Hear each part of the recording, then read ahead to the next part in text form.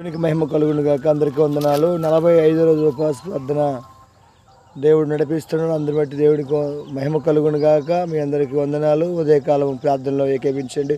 పరిశుద్ధుడా, ప్రేమ నమ్మకమైన తండ్రి, వందనాలు. ఉదయకాలం తండ్రి, అయ్యా తండ్రి నాయన, నాతో పాటు ప్రార్థనలు ఏకీపించే ప్రతి బిడ్డను దీవించండి. వారికి కావాల్సిన ప్రతిదీ ప్రభావ మీరు సహాయము చేసి మహిమ ఘనత ప్రభావం మీరు మాత్రమే తెచ్చుకోమని యేసు నామములో ప్రార్థన చేస్తున్నాను తండ్రి.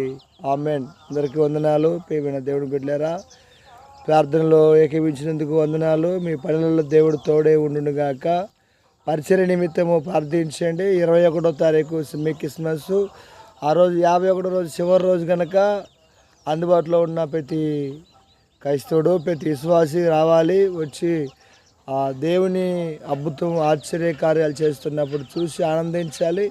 అనేకులు స్వస్థ పొంది అద్భుతం పొందాలనేదే మరి మా ఉద్దేశము. ఈ ప్రార్థన కూడా ఉద్దేశము. 51 రోజు దేవుడు మిమ్మల్ని అందరిని నడిపిస్తాడని మేము ఆశిస్తున్నాం. దేవుడు మిమ్మల్ని అందరినీ దీవించును గాక. వందనాలు.